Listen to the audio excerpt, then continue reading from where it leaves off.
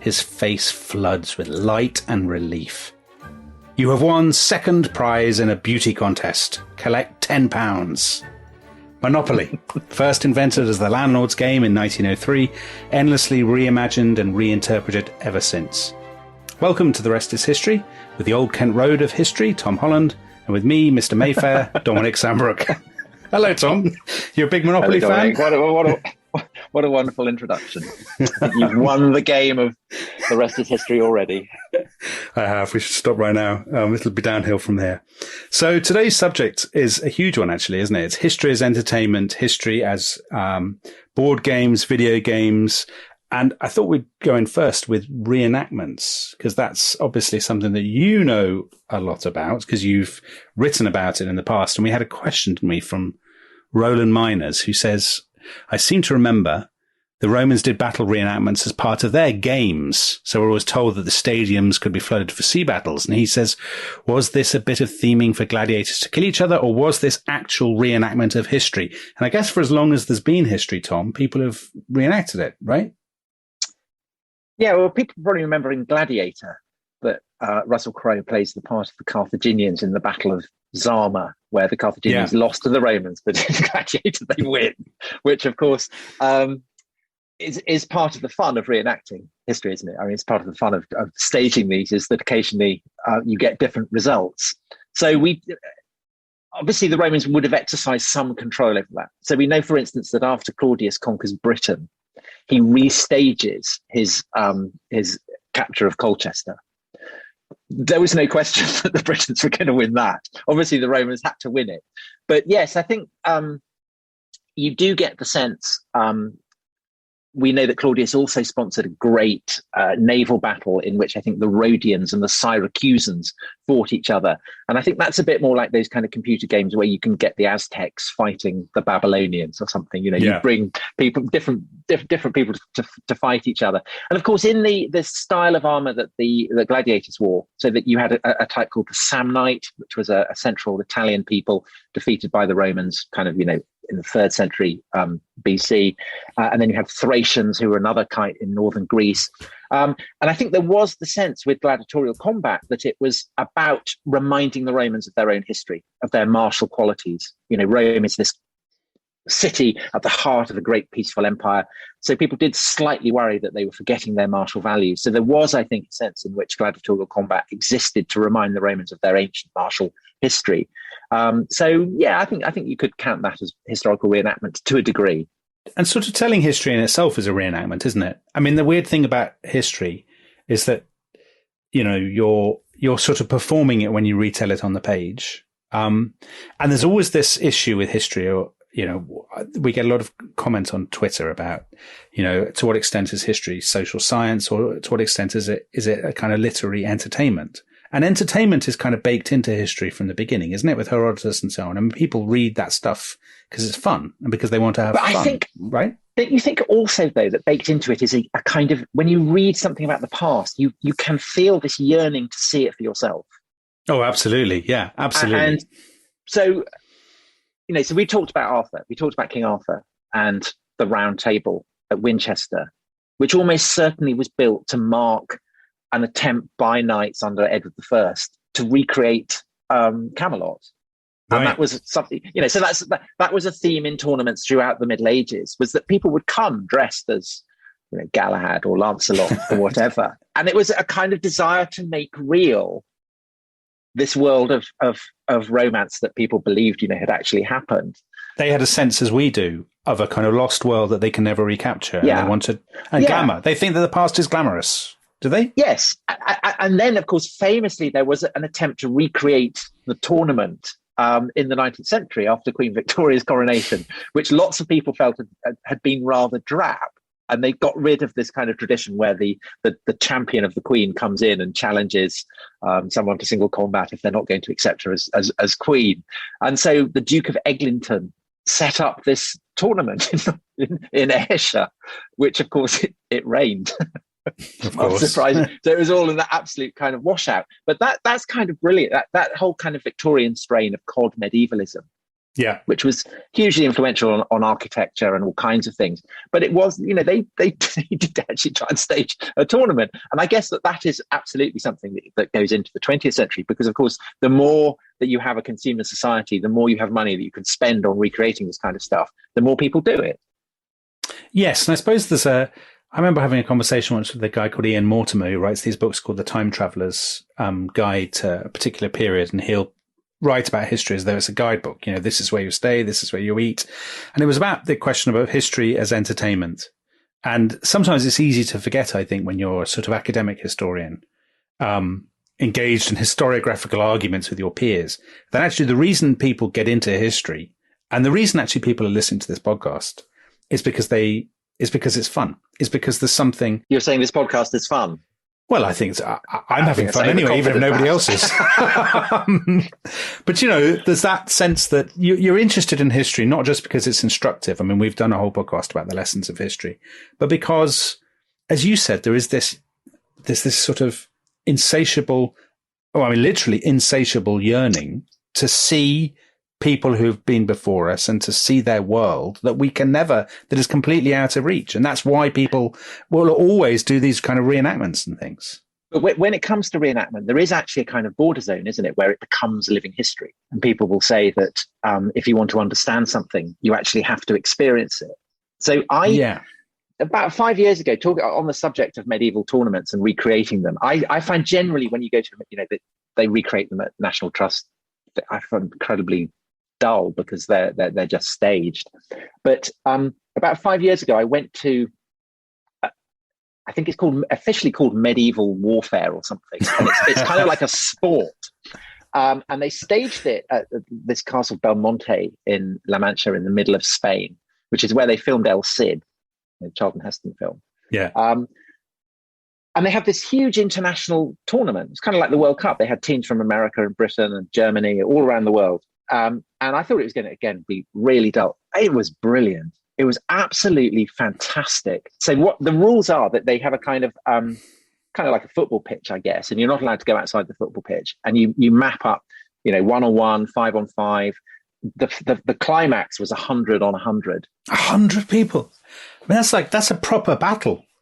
Oh, it was really, really brilliant. It was one of the great sporting events that I've ever been to. And the rule is essentially that you can smack anyone around the head you like. You don't have a sword, you don't have anything sharp, but you have kind of blunt axes or maces or whatever.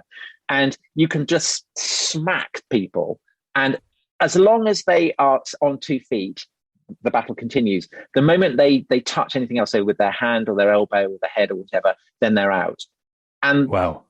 It was amazing. And the argument for this being educational was that the better your armor, the better you are able to stand up. So I spoke to the captain of the German team who I think he was a travel agent, but in his spare time, he'd go around chapels and churches all around Germany looking at effigies of knights in armor. But he's looking for competitive tips. Advantage, looking for tips.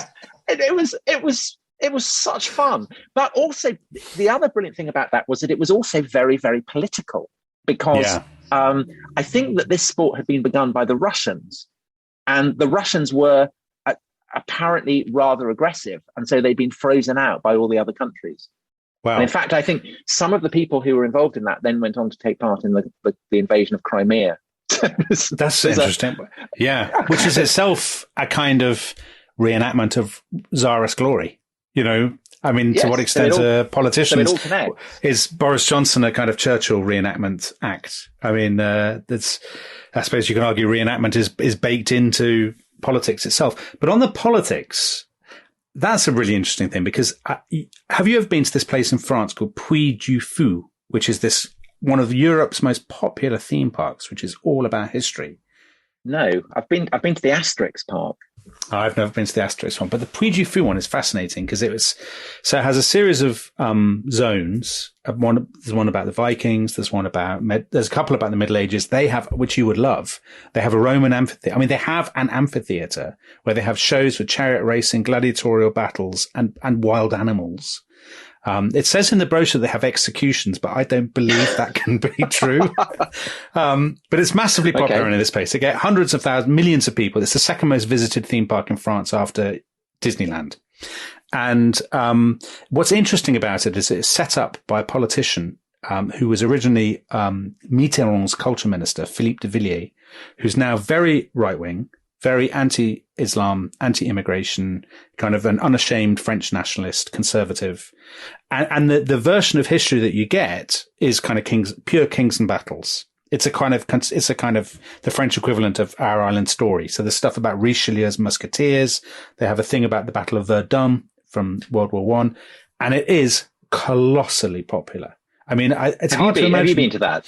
I haven't actually. I'm talking about it with I was going to go before COVID. My son is desperate to go, and every now and again, to amuse ourselves during lockdown, we would watch videos, in that sort of terrible of sort executions. of third-hand tourist way. We'd watch YouTube videos of other people who've been and sort of weeped that we can't go ourselves. I mean, it looks amazing, but I was thinking, could you do it in a less right-wing way? I mean, could you do a left-wing history theme park? And I'm not sure if they did a sort of Peterloo reenactment and a thing about the Chartists. I mean, Tony Benn would but they have Level a Day in Burford, which is a kind of big reenactment. I mean, it's a reenactment as in people turn up with posters and shout about John Lilburn or something. Well, I mean, there's a sealed knot, isn't there? Which is, I think I can see you as a sealed knot. 50 years old now. Have you done the sealed knot? I bet you've done the sealed knot, haven't you? I remember, I've never actually taken part in it. I always have secret yearning. Yeah. You'd be a cavalier though, wouldn't you? I'd be an Ironside. Would you? I'd be an Ironside. I'd love to be an Ironside. I'd like to be can you be Cromwell's spy master or something? That's what I'd want to do. Milton, perhaps. I'd just sit there being blind. Yeah. Read stuff in Latin. It's kind of, there was a book, a novel by a crime writer called Anthony Price, who I don't think anyone reads them anymore, but I really loved them. They were always crime stories, thrillers, espionage stories revolving around history. And he had one called War Game, which was set in the context of a battle, a kind of sealed knot type battle. And the gist in that was that everyone on the parliamentarian side was very much on the left, and everyone on the royalist side was very much on the right. And a kind of a very left-wing guy who's being shadowed by MI5 ends up dead in a ditch with a halberd through his stomach.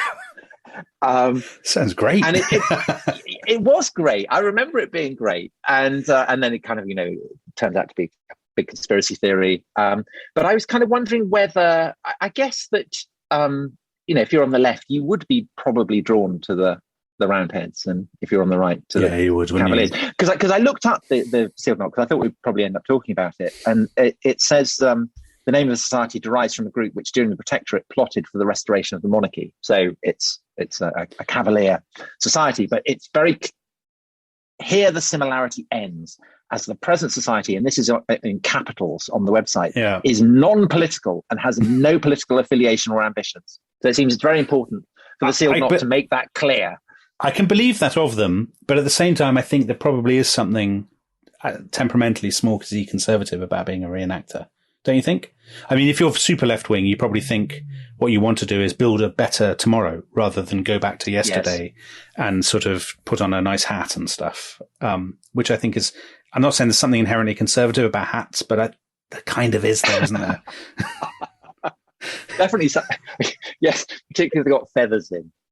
Yeah, but see, I'd want to dress up as Stanley Baldwin or something, so it would probably be quite. Of course. Well, I think that's a massive money spinner. I think you should go ahead with that.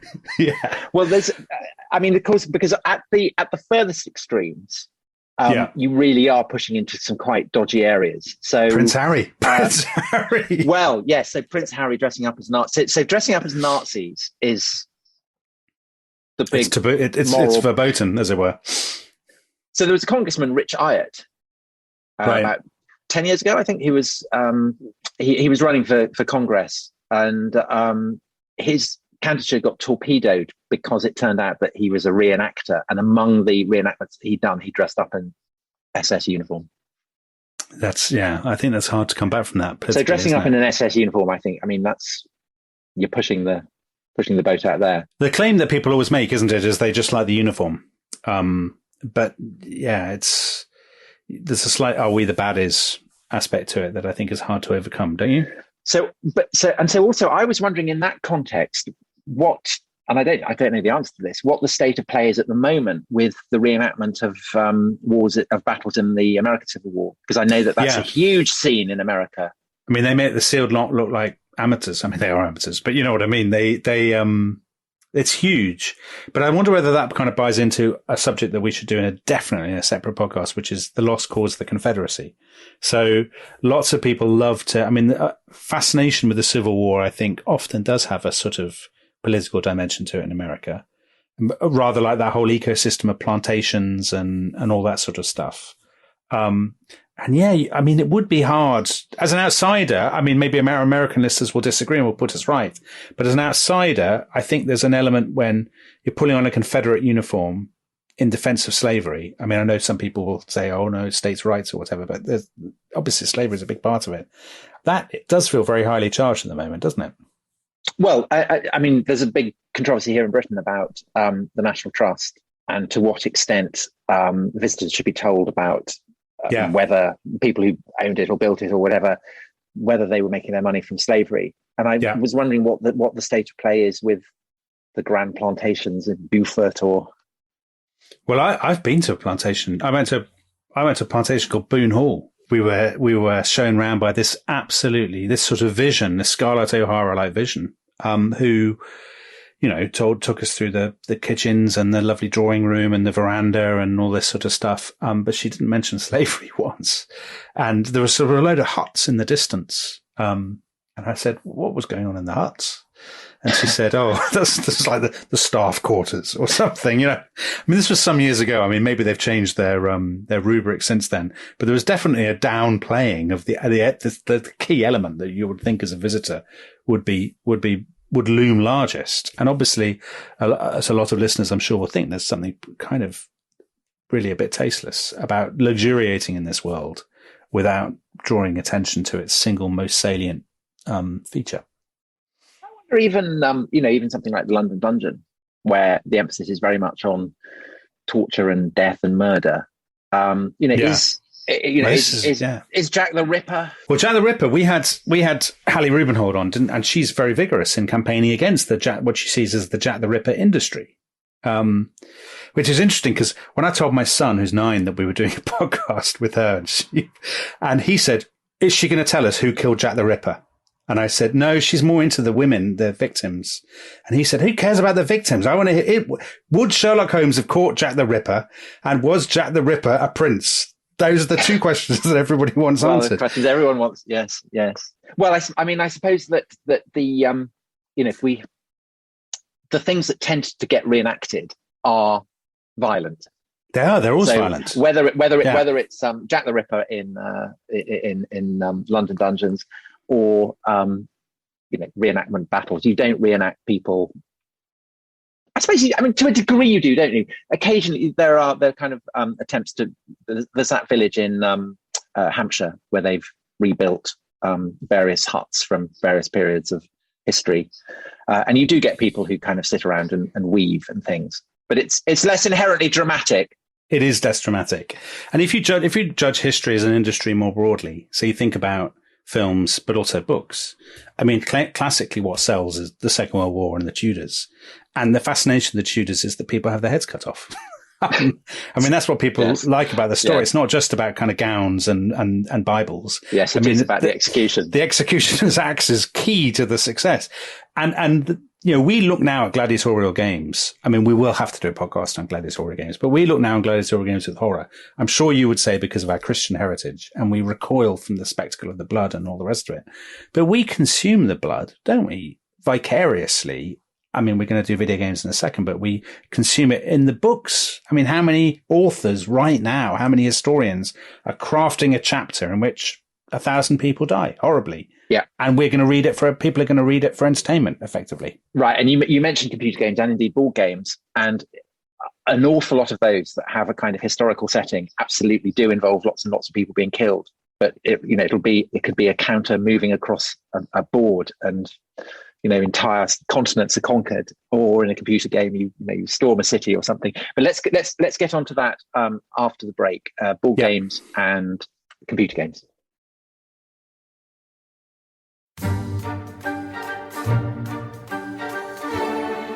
Hello, welcome back to The Restless History. We're talking about history as entertainment, particularly games. And Dominic, you opened this episode by talking about Monopoly. I did, yeah, shamelessly. So Monopoly, is that strictly a game about history? Isn't it a game about capitalism? It's a game about a particular version of capitalism. So, and it is a historically rooted game. So there are all sorts of arguments about the origins of Monopoly, but as far as we can tell, it began in about 1903, and it was an anti-capitalist game. It was what's called a Georgist game. So there was a guy called Henry George in America who had all these theories about landlordism, about fighting landlordism. So this is the progressive era in America, where people are sort of taming the excesses of capitalism, of the sort of Carnegie, sort of the rampant railroad kind of American school of capitalism. And the point of Monopoly was to illustrate how bad landlordism is. So in other words, if you've got all this property, you can squeeze your tenants and you'll become rich and they will never win. That was the point of it, that you would never win if you didn't get all this, you didn't get all this property. And then basically Monopoly evolved and there was a big battle over the patents for it. And it ended up being taken up by the sort of toy companies and turned into a capitalist game in the Depression. So it's no longer about showing you how evil it is. Now it's about glorying in it, glorying in your winnings. And obviously it's been very successful since then. But what's interesting is that it is the game that's permanently been reinterpreted politically. So there were Cold War kind of communist versions. And some of our listeners sent in, there was a version done by East German dissidents called Bureaucratopoly, which was mocking the East German system. And then the Hungarian communists, they had a version of their own called Budget Smartly. Now, the actual title in Hungarian is Gazdálkodj Okasan, has my Magyar. We need Jonathan Wilson here to. We do, yeah. He would be very good in this. He would put me right. There's no doubt about that. So, so Monopoly in itself is a great presumably are historians of Monopoly, who see it as a sort of map of the 20th century. Okay, so the implication of that is that it begins as an anti-capitalist board game, but very rapidly it becomes all about conquering your enemies and becoming as rich and powerful as possible. Yeah, like most games. And on that theme, we have a question from the splendidly named Dick of Axe. And he says, from civilization to risk to Europa Universalis, there is some irresistible urge in humans, it seems, to paint a map one color. Doesn't matter if you're playing a board game or if you're a Roman emperor. Do you agree? Definitely, when it comes to both the board games and computer games, historically themed games, by and large, do seem to involve an awful lot of conquest. They are about conquest. Is there not? It's only just occurred to me, hearing that question, that surely the movement to decolonize board games can only be weeks away, right? Because, Risk, diplomacy, all these kind of board games, they're all about creating empires, aren't they? And defeat and smiting your opponents. It's hard to imagine a game that didn't involve that, because that's the pleasure of games. Well, even chess. Chess is kind of replicating a battle, isn't it? It's originally it's chariots, and even in the one we have now, it's kind of knights and things on battlefields. So risk is the classic example of that. So it's a global game. Yeah. It's so the setting is supposedly Napoleonic. But it's kind of a Cold War game, don't you think? It's a sort of, or post-World War II game. It's a game. See, you're right. The setting is kind of older, but don't you think the mindset is, there are great blocks fighting each other for control of the world? But yeah, see, the cards show, cuirassiers and Napoleonic infantrymen and things, but you're having to conquer the entire globe, and the map is the globe. Yeah. And that episode we did on the lessons of history, and we dwelt very strongly on don't invade Asia. And I remember I played Risk with my brother, who's since gone on, of course, to host our sister pod about the Second World War, and very distinguished historian of the Second World War. And he would always invade Asia. And so I'd always win. I'd always win. I'd always kind of encourage him, say, aren't you going to invade Asia? And he'd go, oh yes, I think I will. And I think that the trauma of that is what has led him to study the Second World War. Wow. That's a terrible insight into your brother's psychology.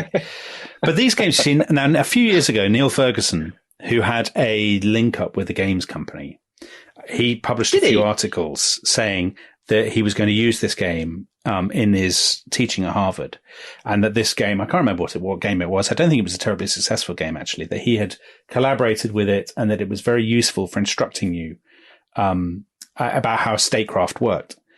And a lot of the time, for most historians, there were kind of guffaws of disbelief and sort of scorn. But I actually think games are an incredibly good way of, I mean, that's why the CIA and that's why, the Pentagon do war games, because they think they're a good way of illustrating the different variables that condition, success or failure in war and in diplomacy. Okay. So you said diplomacy. I think diplomacy is the best. So that's a pre-war build up to the First World War. Yeah. It's the great powers of Europe. And the reason that's great is that you don't take it in turns to have turns. You all do it at the same time. And the opportunity to stab your allies in the back is tremendous. And I played it and stabbed my supposed ally in the back so successfully that I won triumphantly. And I've never played it since because I know I can never top that. That's great. But you see, you reveal your true self in a game, Tom, I think. So yes, you do. That's very worrying. Yes. But there's some amazing games. So who was it? Andrew Menkes suggested a game called The Campaign for North Africa. Now, this is an amazing game because it's a 70s game. It's colossally detailed.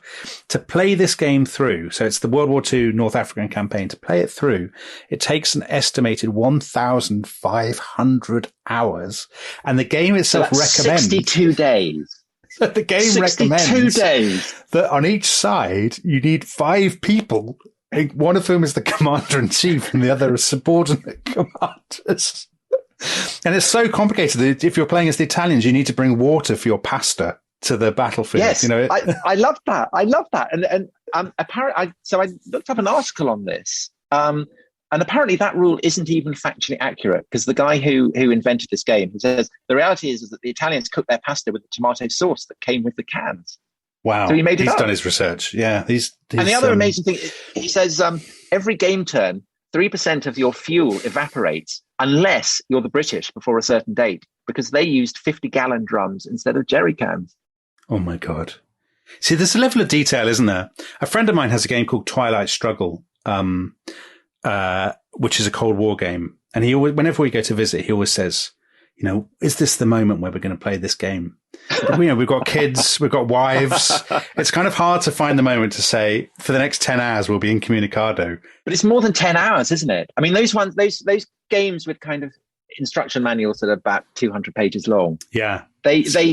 I mean, it's not as bad as the North African campaign, but I mean, they are pretty long. Having said that, so there's another question from Ben Jones, and he says, I think my entire knowledge of English geography, aristocratic families, and certainly the Plantagenet family tree is from the board game Kingmaker. Always ended with stalemate until the Constable of the Tower of London got sent to Rye. Did you ever play Kingmaker? No, I've seen it. I wanted it as a child, but I never got it. So that's set against the War of the Roses. Right, and, which is itself a colossal game, isn't it? I mean, it is a colossal, yes. Yeah, inspiration of Game of Thrones.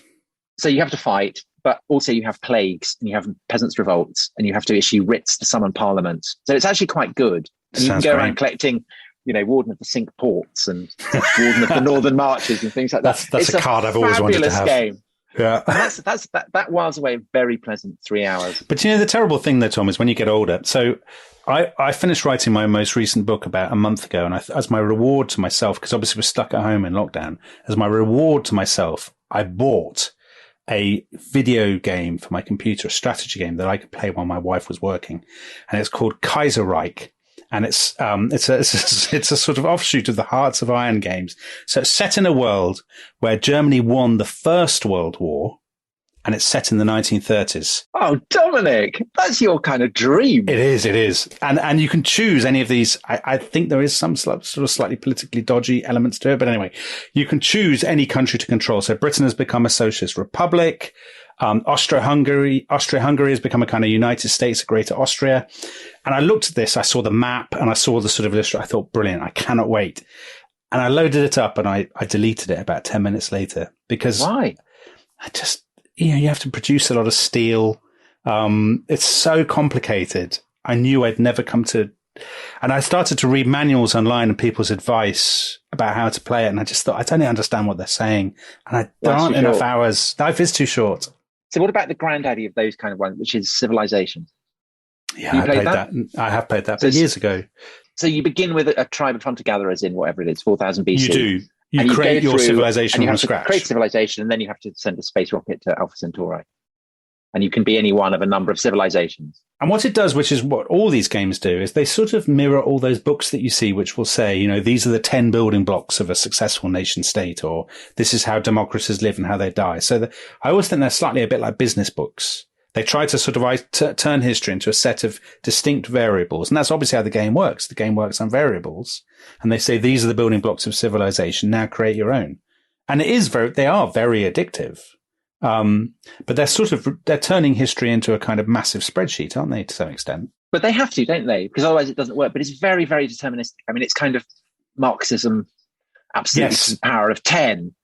And it's also very, you talked about decolonizing games. I mean, it establishes the emergence of European civilization as absolutely the norm, that you have to industrialize. And then you have to colonize everybody else. And then you have to colonize everybody else. And that is the pattern of So there's an even better example of a game like that, Tom, which is I think the aficionados prefer to Civilization, which is called Europa Universalis, which I highly recommend. So Europa Universalis starts in about 1450. And you can play till the Battle of Waterloo. And what that does is you choose your country that exists in 1450 or so, and then the game follows history. So the Reformation happens, and the 30 Years' War breaks out, and set events follow each other. But also, there are set technological and cultural developments, which are quite Eurocentric. No, I really want to play this. Which you have to, but you see, you get penalized if you don't embrace the printing press, or if you don't embrace colonization, then your stability cost is increased or whatever. So in other words, you have to follow the sort of down the funnel. Yeah, down the funnel of history. Well, what's fun about that, and what is instructive, is I think it does reproduce in a way that maybe, an academic seminar can't, the strategic dilemmas, shall we say, of leading a state. If you are Prussia or you are Poland, in a weird way, kind of role playing it, I think does bring home the difficulties more so than reading it in the most the most beautifully researched monograph. There is a sense in which role playing in that way does kind of carry a charge. So those computer games, part of the fun is obviously absolutely being funneled down the spout of history. So to an extent, not being able to diverge from it is, generates the fun. But then in other ways, that is precisely the fun, is being able to have Aztecs fight. Yeah, absolutely. Zulus or whatever. Yeah, that's the incongruity. I've never been able to work out whether it's true or not. But this story that Gandhi in Civilization, who is incredibly pacifist and never declares war on anyone, when they reach the nuclear age, there's some glitch supposedly that makes him incredibly violent and nuking everybody. And you can see that the part of the fun is having a set figures, set periods of history, set civilizations, and making them behave in wholly exactly. Martin Luther King becoming dictator of the United States or something would be very interesting. Which I suppose is a kind of counterfactual, the kind of counterfactuals that you do, where you create alternative timelines in history. Sort of silly. But the other kind of game that you have is a game that plunges you into history in a sort of individual level. So that's, say, the Assassin's Creed games or Call of Duty. Call of Duty is all about, is basically Second World War reenactment fantasy, isn't it? Yeah, it's about killing people. But Assassin's Creed is more interesting, and I'm surprised that you've never played it, Tom, because a lot of it is set in kind of ancient Egypt, ancient Greece, and all that sort of thing. The reason I haven't tried it is the same reason that I haven't taken up crack. I'm sure it's brilliant. Everybody says it's brilliant, but I know that I would never get anything done.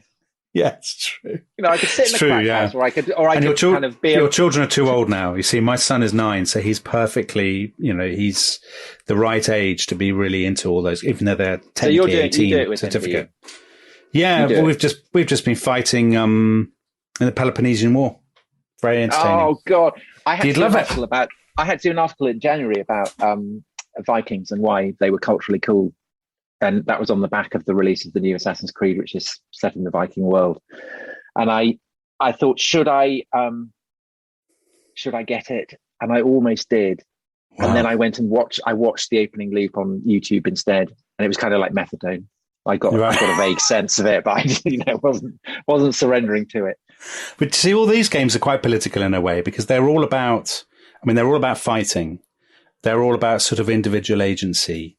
And the sort of, there is this sort of conspiracy theory that underplays them all. So, the world is being controlled by the Templars and stuff. So actually, it looks back to our podcast about conspiracy theories, because the games present, as all games do, because they have to, there's a rule book and there's an intelligence that kind of underpins them and binds them all together. So actually what they miss from history is the sort of, as it were, the unexpected, the messiness, I suppose. They simplify history, don't they? They make it consumable. But you still enjoy it. Oh yeah, I mean, of course. But games are part of human nature, aren't they? I mean, they are. As we love games, but also what Assassin's Creed does, for example, is it, they would have in their game about set in kind of Cleopatra's Egypt. They've got this incredibly faithful or painstaking reenactment of what Alexandria would look like.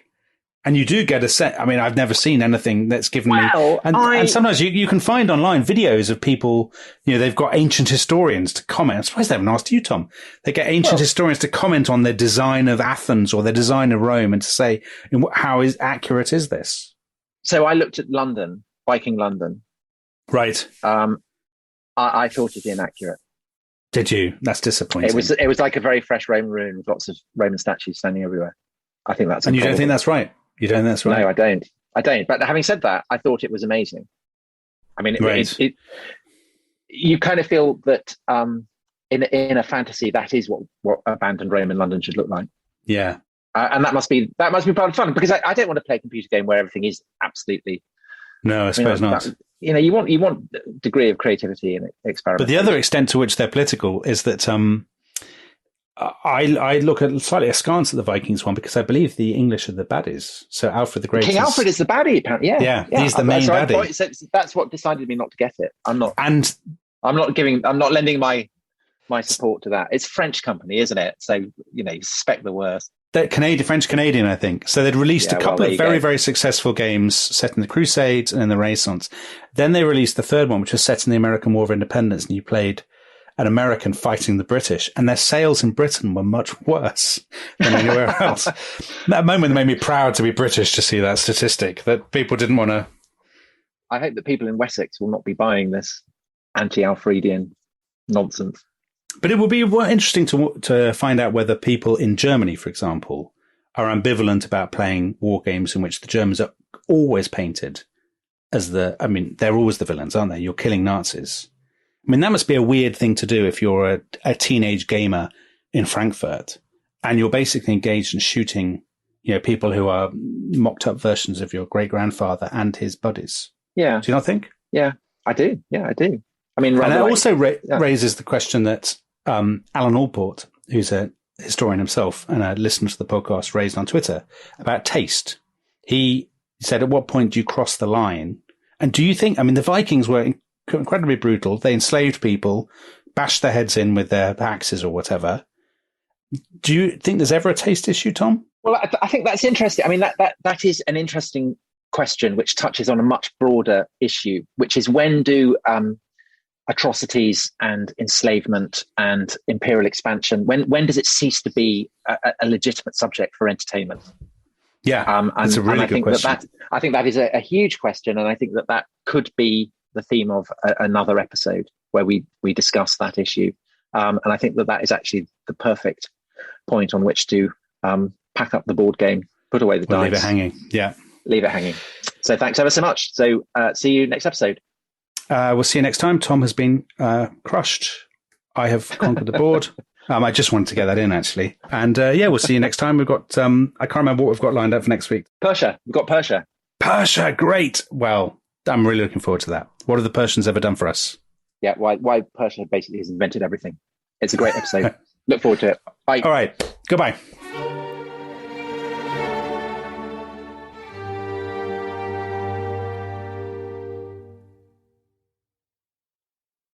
Thanks for listening to The Rest is History. For bonus episodes, early access, ad-free listening, and access to our chat community, please sign up at restishistorypod.com. That's restishistorypod.com.